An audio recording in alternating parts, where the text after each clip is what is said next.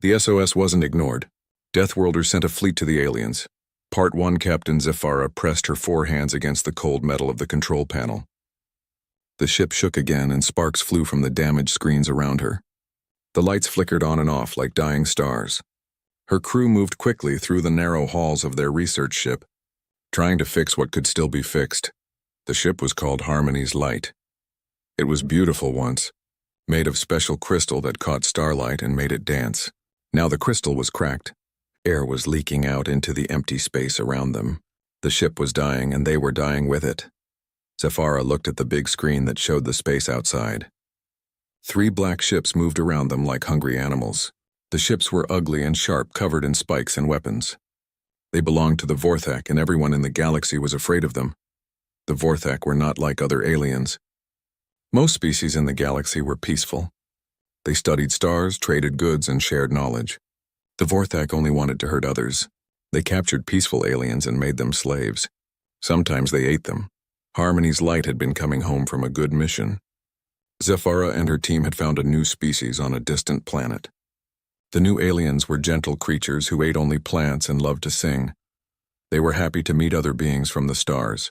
It was exactly the kind of discovery that made Zephyra love her job. But the Vorthak had found them on the way home. The black ships appeared from nowhere and started shooting. Harmony's Light was not a warship. It had only basic shields and no weapons. The Vorthak weapons tore through their defenses like paper. "Captain," called her communications officer, Veltar. His voice was shaking. "The hull is breaking apart. We have maybe 1 hour before the ship falls apart completely." Zephyra closed her eyes. She had 43 crew members on this ship. They were scientists, doctors, and diplomats. They had families waiting for them at home. She had promised to bring them back safely. "Can we send a message to the Federation?" she asked. Veltar shook his head. "The Vorthak are blocking all our signals. They want to make sure no one knows what happened to us." The ship shook again, harder this time. Through the broken windows, Zephyra could see the Vorthak ships getting closer. They were waiting for Harmony's Light to break apart completely. Then they would collect the survivors. Dr. Kessera, the chief scientist, floated over to Zephyra. Her people did not have legs like Zephyra's species. Instead, they moved through the air using special organs in their bodies. "Captain, what about that signal we detected last month?" Zephyra looked confused. "What signal? Remember? We picked up a strange transmission from the outer rim. It came from a system that was supposed to be empty. The signal said something about a species called humans." "I remember now," said Veltar. "The signal said they lived on a planet called Earth, but the computer said that planet was impossible." Dr. Kessera nodded. "According to our data, Earth is what we call a Class 12 death world. The gravity is too strong. The radiation from their sun is deadly. The planet has storms that could destroy cities. No intelligent life should be able to survive there. That is why the Council ignored the signal," said Zephyra. "They thought it was fake or maybe from primitives who would die soon anyway." The ship shook again and more lights went out. They could hear the metal walls starting to bend and crack. Time was running out. "Captain," said Dr. Kessera quietly, "what if the signal was real? What if there really are people living on that impossible planet?" Zephyra thought about this.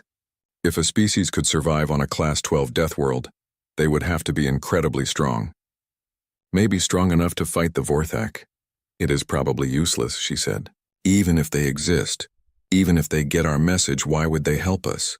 They do not know us. We have nothing to offer them." "Because," said Dr. Kessera, "in the signal they sent, they kept using one word over and over. Help. They said they wanted to help other species in the galaxy." Another explosion rocked the ship. Sparks fell from the ceiling like burning rain. In the distance, Zephyra could see one of the Vorthak ships opening its docking bay. They were getting ready to board. "Do it," said Zephyra suddenly. "Send the message to Earth." Veltar looked surprised. "What should I say?" "The truth," said Zephyra. "Tell them who we are. Tell them we are in trouble. Tell them we need help." Veltar worked quickly at his broken console. His hands moved fast over the controls as he set up the transmission. "The signal will take time to reach them," he said. "Even if they get it right away, even if they send help immediately, it will be too late for us." "I know," said Zephyra. "But maybe it will help someone else." The message was simple. Zephyra spoke into the microphone while alarms rang around her. This is Captain Zephyra of the Kalari Federation research vessel Harmony's Light. We are under attack by hostile forces called the Vorthak. Our ship is destroyed.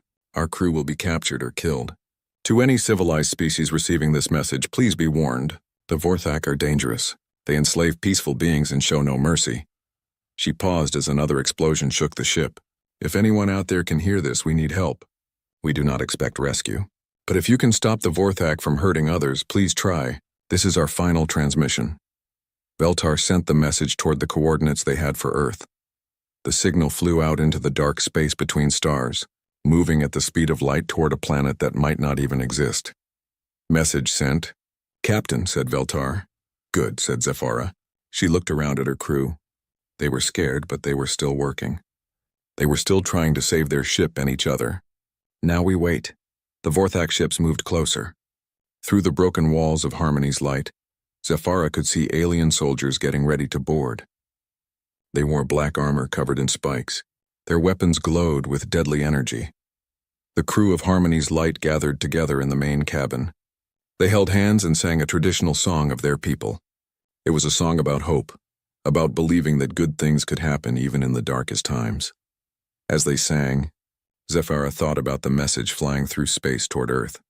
She thought about the mysterious humans who claimed to live on an impossible world. She wondered if they really existed, and if they did, what kind of people they were. The Vorthak broke through the hull. Their soldiers poured into the ship like a black tide. But Zephyra kept singing with her crew, and she kept hoping that somewhere in the darkness of space, someone had heard their call for help. The message traveled on, carrying with it the desperate hope of 43 beings who believed that somewhere in the galaxy, someone would care enough to answer. The SOS wasn't ignored. Deathworlders sent a fleet to the aliens. Part 2 Admiral Sarah Chen stood in the command center of the UES Indomitable, watching numbers and pictures move across the big screens. The room was filled with the quiet sounds of people working, keyboards clicking, voices talking softly into headsets, machines humming as they processed information from across the galaxy. 3 days had passed since the alien message reached Earth.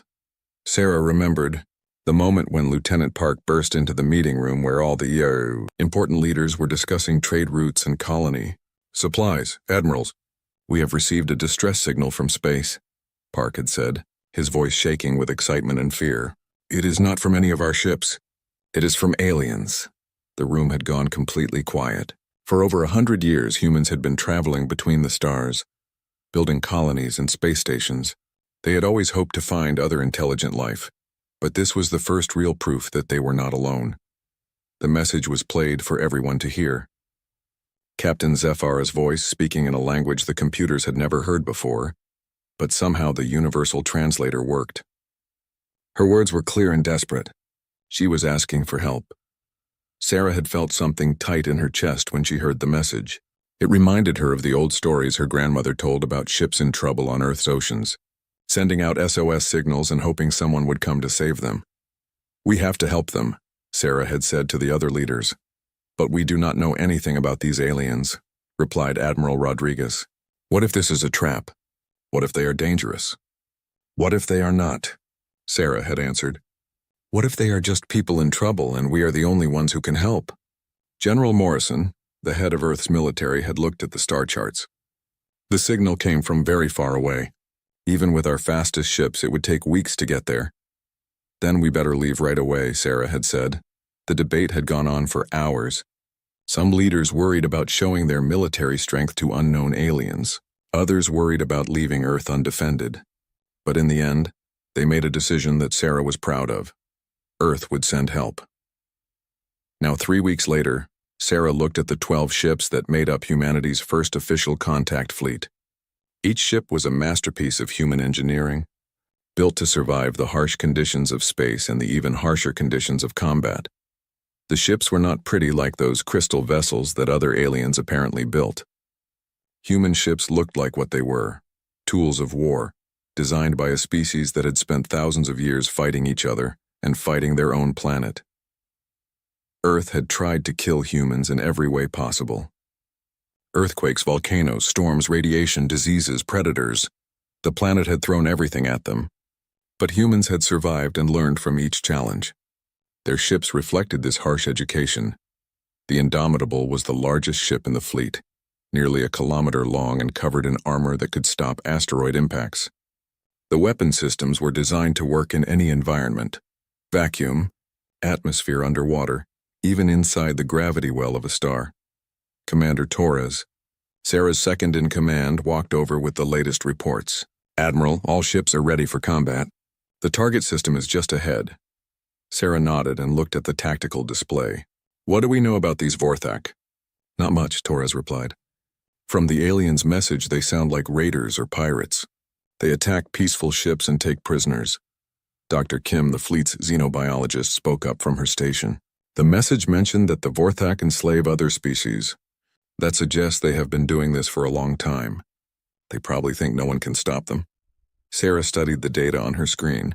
The computers had analyzed the alien message and tried to learn about the species that sent it. The Kalari seemed to be peaceful explorers and scientists, exactly the kind of people that bullies like to pick on.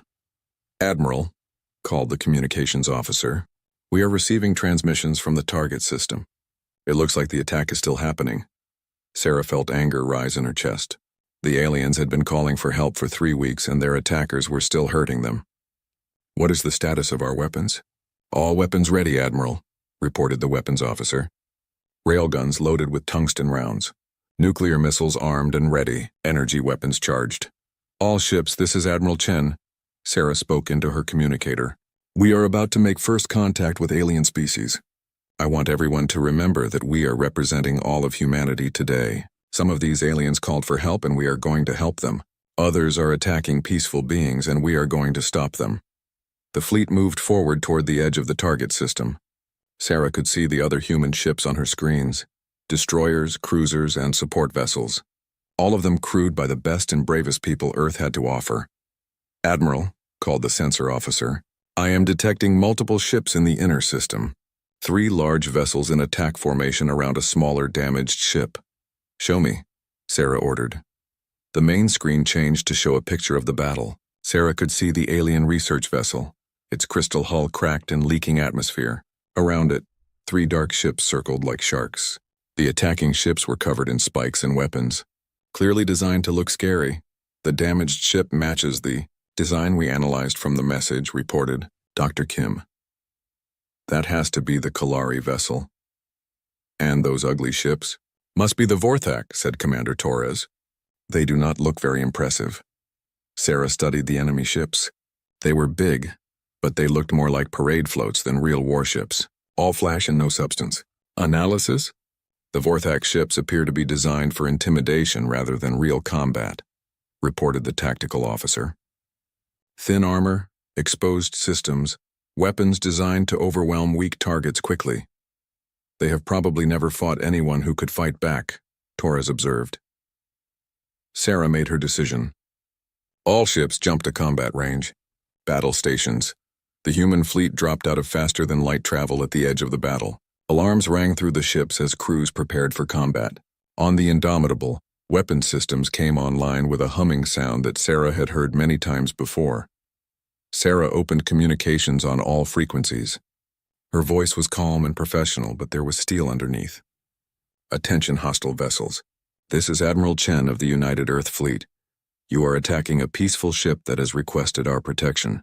You will cease your attack immediately and withdraw from the system, or we will make you withdraw." Sarah waited for a response, hoping the Vorthak would be smart enough to leave, but deep down she knew they would not. Bullies never backed down until someone made them. The response came quickly, a harsh, angry voice speaking in a language the computers had trouble translating. But the meaning was clear. The Vorthak were not impressed by the human ships. They thought humans were just another weak species trying to interfere. "Admiral," reported communications, "the Vorthak commander is laughing at us. He says humans look weak and that our ships are too small to be a threat." Sarah smiled, but it was not a happy smile. "Then I guess we will have to show them how wrong they are. All ships weapons free. Let us introduce the galaxy to humanity." The SOS wasn't ignored. Deathworlders sent a fleet to the aliens. Part 3 War Prime Thax stood on the bridge of his flagship Blooddrinker, looking at the small human ships with amusement. In his long career of raiding peaceful vessels, he had seen many species try to interfere. They all made the same mistake. They thought their good intentions could match his superior firepower. The humans had only 12 ships. Thax had 36 vessels in his raiding fleet, each one larger than the biggest human ship. His weapons had terrorized this sector of space for decades. No one had ever successfully challenged the Vorthak military. "These humans must be very stupid," Thax said to his weapons officer. "Do they not see how many ships we have?" The weapons officer, a scarred veteran named Krex, studied the human formation. War Prime, their ships looked different from other species. Very thick hulls, many weapons. Thax laughed, a sound like metal scraping against stone. All weak species try to look tough. It does not matter how thick their hulls are. Our plasma cannons will melt them like ice. On his screen, Thax could see the damaged Kalari research vessel. The crystal ship was almost completely broken now. Soon his warriors would board it and collect the survivors. Kalari made excellent slaves. They were smart enough to be useful but too gentle to fight back. "War Prime," called his communications officer. "The humans are demanding we withdraw." "Tell them we do not take orders from food," Thax replied. "Tell them if they leave now, we will only kill half of them." The human response was immediate. Bright flashes of light erupted from their ships as weapons fired. Thax expected to see the usual energy beams that most species used. Instead, he saw something completely different. Solid metal projectiles moving impossibly fast slammed into his ships. The tungsten slugs, fired from human railguns, punched through Vorthak armor like it was made of soft wood. Explosions bloomed across Thax's fleet as the projectiles tore through ship after ship. "What was that?" Thax roared. "What kind of weapons are those?" Krex was staring at his instruments in shock. "War Prime, they are firing solid metal at us. But the speed, these projectiles are moving at nearly the speed of light." 3 Vorthak ships were already drifting dead in space, their hulls torn open by the kinetic weapons. The human ships moved forward and Thax could see more flashes as they fired again. "Return fire," Thax ordered. "All ships, fire everything." The Vorthak fleet opened up with their plasma cannons. Bright green energy beams reached across space toward the human ships. These weapons had melted the hulls of countless peaceful vessels. They should have turned the human ships into glowing metal clouds. Instead, the plasma beams hit the human shields and simply disappeared. The humans had some kind of energy barrier that absorbed the Vorthak weapons like they were nothing more than flashlights. "Impossible," Thax screamed. "Our weapons are the most powerful in the galaxy." "War Prime," Krex said quietly. "I think these humans come from a very dangerous world." More human projectiles slammed into the Vorthak fleet. A cruiser exploded as a tungsten slug hit its reactor. A destroyer lost its entire front section when 3 rounds hit it at the same time. The human weapons were not just powerful. They were precise, targeting the most important parts of each ship. Thax watched in horror as his fleet, which had been invincible for so long, was torn apart by enemies he had thought were weak. The human ships moved like predators, using the asteroids and gas clouds in the system to hide and attack from unexpected angles.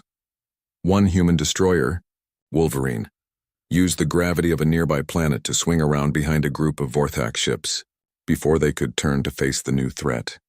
The destroyer fired a spread of missiles that turned 4 ships into burning wreckage. The human flagship, Indomitable, moved straight through the center of the Vorthak formation. Its thick armor absorbed plasma fire that would have destroyed any other ship. Its weapons fired continuously, each shot carefully aimed to cause maximum damage. "War Prime," Krex shouted over the sound of explosions. "We have lost 20 ships. We need to retreat." But Thax was too proud and too angry to run.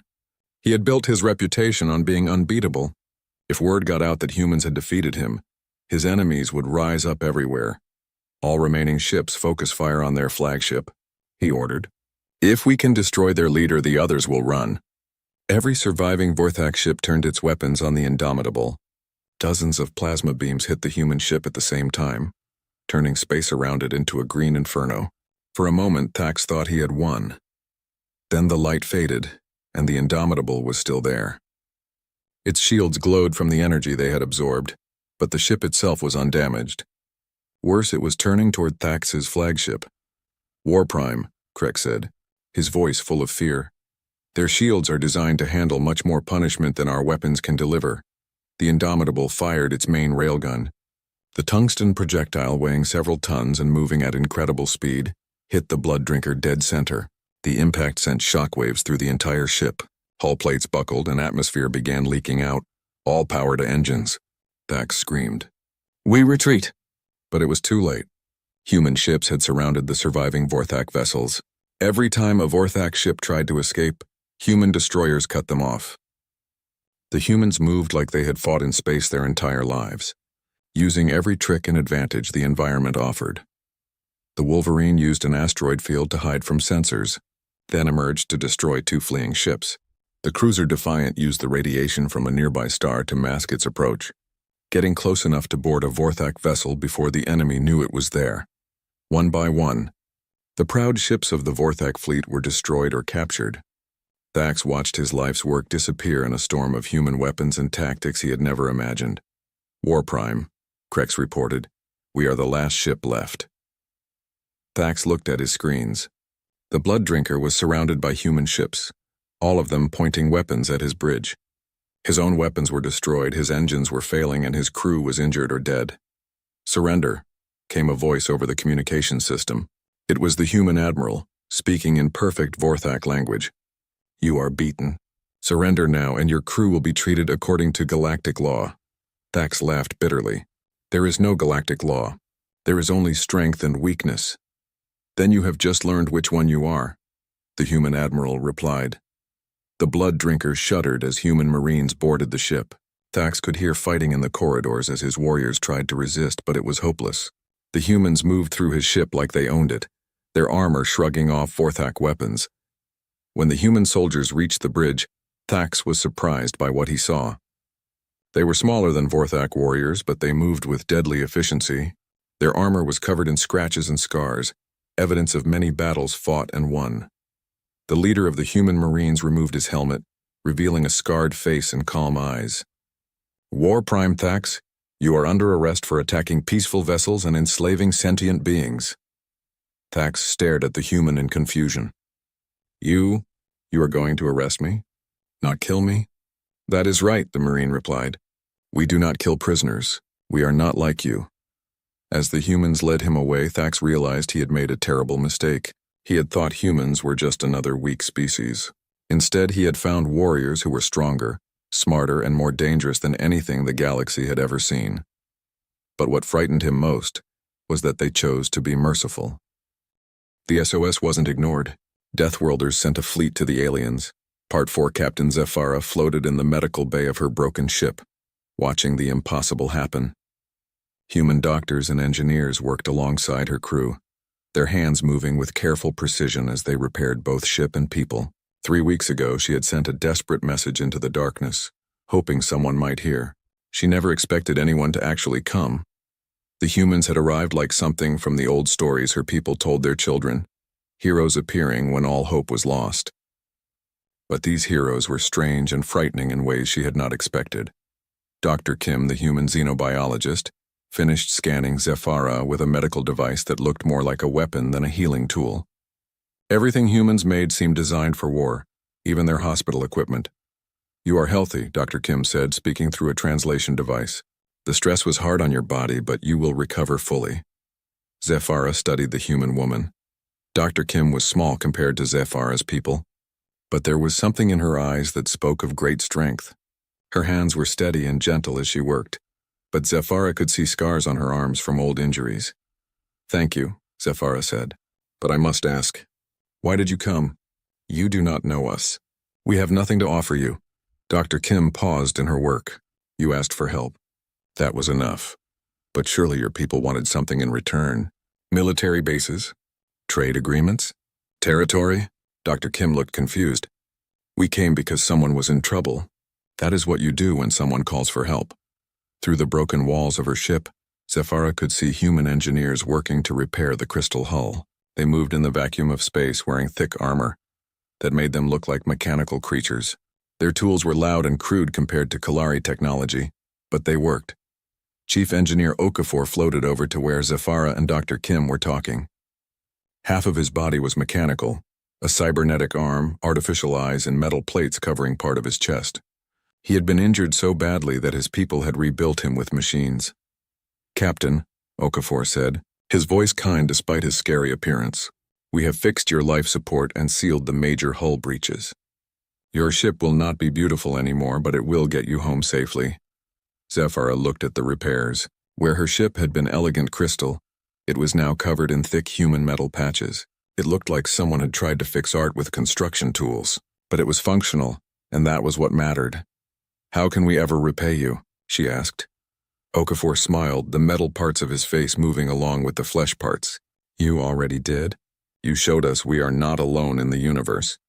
A communication came through the ship's speakers. It was Admiral Chen speaking from the human flagship. Captain Zephyra, would you please join me aboard the Indomitable? There are things we need to discuss. An hour later, Zephyra found herself in the command center of the human ship. She had expected something like the bridges she knew from other species. Clean, quiet, comfortable. Instead, she found a place that looked like it was built for battle. Every surface was covered in armor. The crew wore uniforms that could turn into spacesuits in seconds. Weapons were mounted on the walls ready to be grabbed quickly. Warning lights and alarms were everywhere. This was not a ship designed for comfort. It was designed for survival. Admiral Chen was a middle-aged woman with short gray hair and calm eyes. Like all the humans Zephyra had met, she had scars from old injuries. Her hands moved with the confidence of someone who had fought many battles and won them. Captain, Admiral Chen said, I want to show you something. The main screen lit up with data the humans had taken from the captured Vorthak ships. Zephyra gasped as she saw the scope of their operations. The Vorthak had attacked hundreds of peaceful vessels over the years. They had enslaved thousands of beings from dozens of different species. This is worse than we thought, Zephyra whispered. Much worse, Chen agreed. But now we know where their bases are, what ships they have, and how they operate. We can stop them. We? Zephyra asked. Chen nodded. Your people know this sector of space better than we do. You know which species need protection and where the Vorthak are likely to strike next. We have the ships and weapons to fight them. Together we can clean out this entire region. Zephyra felt hope rising in her chest for the first time in weeks. You would do this? Fight the Vorthak across multiple systems just to protect species you have never met? Captain, Chen said quietly. My species spent most of its history fighting each other. We nearly destroyed our own planet several times. We know what it is like to be afraid, to feel helpless while stronger enemies hurt the weak. Chen pulled up an image of Earth on the screen. Zephyra had seen the data about the human homeworld, but seeing it was different. The planet looked angry, covered in storms, radiation, and natural disasters that would kill most species. Our world tried to kill us every day for millions of years, Chen continued. Earthquakes, volcanoes, poisonous air, deadly animals, diseases, radiation. Everything you can imagine. We survived by learning to work together, by protecting each other. But you also learned to fight, Zephyra observed. Yes, Chen admitted. We became very good at violence. But we also learned that the strongest species is not the one that can hurt others. It is the one that protects others. Dr. Kim spoke up from her station. When we first went to space, we were afraid we would find enemies. Instead, we found people who needed help. It makes us happy to know that the galaxy has room for both kinds of beings. Admiral Chen called up more data on the screen. The Vorthak have been successful because no one has ever fought back effectively. Most galactic species are peaceful. They build beautiful ships and create wonderful art, but they do not know how to fight. And humans do know how to fight, Zephyra said. We are experts at it, Chen replied, but we do not fight for conquest or glory. We fight to protect those who cannot protect themselves. Zephyra thought about this. In all her years of space travel, she had never met a species like humans. Most aliens were either completely peaceful or completely aggressive. Humans seemed to be both at the same time. What do you need from us? She asked. Information, Chen said. Maps of Vorthak territory. Lists of the species they have attacked. Locations of their bases and supply lines. Help us understand how they operate, and we will shut them down permanently. Over the next several hours, Zephyra shared everything she knew about Vorthak operations. Her science team provided detailed maps of the sector. Dr. Kesra gave the humans information about different alien species and their capabilities. The humans listened to everything with careful attention. They asked smart questions and made detailed plans. Zephyra was impressed by how quickly they learned and adapted their strategies. As the meeting ended, Zephyra realized something important. For the first time since the Vorthak had appeared in this sector, Someone was going to fight back. Someone was going to protect the peaceful species who could not protect themselves. "Admiral," she said as she prepared to return to her ship, "there is something else you should know. The galactic community has been watching for signs of intelligent life from your part of space for many years. When you make contact with them, they will be very interested in your species." Chen nodded. "We look forward to meeting them. But first, we have work to do." As Zephyra returned to Harmony's light, she looked at her patched and repaired ship. It was not beautiful anymore, but it was strong. Like the humans who had saved them, it had been broken and rebuilt, made tougher by surviving hardship. She thought about the message she would send to the Kalari Federation, telling them about humanity. How could she explain a species that was both terrifying and wonderful? How could she describe people who had learned to be gentle by first learning to be strong? The human fleet began moving deeper into Vorthak territory, and Zephyra's ship moved with them. For the first time in years, the galaxy had hope. The SOS wasn't ignored. Deathworlders sent a fleet to the aliens. Part 5, the Great Hall of the Galactic Council had not seen an emergency session in over a century. Representatives from 47 different species filled the enormous chamber, their voices creating a symphony of clicks, whistles, hums, and musical tones as they debated the most important question their civilization had ever faced. Ambassador Velnari of the Zephyrian Collective raised her crystalline hand for attention. The hall fell silent as her voice rang out in perfect harmony. "Honored delegates, we are here to discuss the humans and their actions in the Vorthak sectors. In 6 months, they have destroyed or captured over 300 Vorthak vessels. They have liberated 47 enslaved worlds and rescued thousands of prisoners." Murmurs filled the hall. Some voices sounded pleased, others worried. The Vorthak had been a problem for decades, but they had also been a problem that everyone had learned to live with. Now suddenly everything had changed. Captain Zephyra stood at the speaker's platform looking out at the assembled aliens. 6 months ago, she had been a simple research captain. Now she was the official representative for human-alien relations, the first being to make formal contact with the mysterious Deathworlders. "Honored Council," she began, "I was the first to receive human assistance. My ship was destroyed, my crew was captured, and we expected to die. The humans came not for profit or territory, but simply because we asked for help." The Altarian representative, a being made of living gas contained in a mechanical suit, spoke in electronic tones. "Captain Zephyra, these humans concern us. Their military capabilities far exceed anything in our current civilization. How do we know they will not turn those weapons on us?" Before Zephyra could answer, the chamber's main screen activated.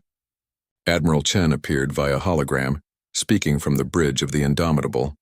The human ship was currently patrolling the former Vorthak trade routes, ensuring that freed slaves could return home safely. "Honored Council," Admiral Chen said, "I understand your concerns. Humans are indeed a military species. Our homeworld taught us that strength was necessary for survival. But strength without wisdom is just destruction." She gestured to something off-screen, and the display showed a rescued slave ship. Beings from a dozen different species were working together to repair their vessel and care for the injured. Human medical teams moved among them, offering aid to anyone who needed it. "We did not come to your galaxy to conquer," Chen continued. "We came because someone called for help. That is what humans do. We answer calls for help." The Tarothian delegate, a massive creature with multiple heads, spoke in deep, rumbling tones. "But Admiral, your species clearly has the power to take whatever you want. Why should we trust that you will always choose to be peaceful?" Admiral Chen was quiet for a moment, thinking about the question. "Because we know what happens when the strong prey on the weak. We have seen what the Vorthak did to innocent people. We have been on both sides of that equation." The hologram changed to show images of Earth's history: wars, suffering, destruction caused by humans fighting each other. Then it showed images of cooperation, humans working together to heal their planet, to explore space, to build a better future. "We learned that our strength means nothing if we use it only for ourselves," Chen said. "The galaxy is vast and dangerous. There are threats out there that none of us can face alone. But together we can protect what matters most: the right of peaceful beings to live free from fear." Dr. Kessera, who had been on the Harmony's light during the original attack, spoke from the audience. "Honored Council, I have worked with human scientists for 6 months.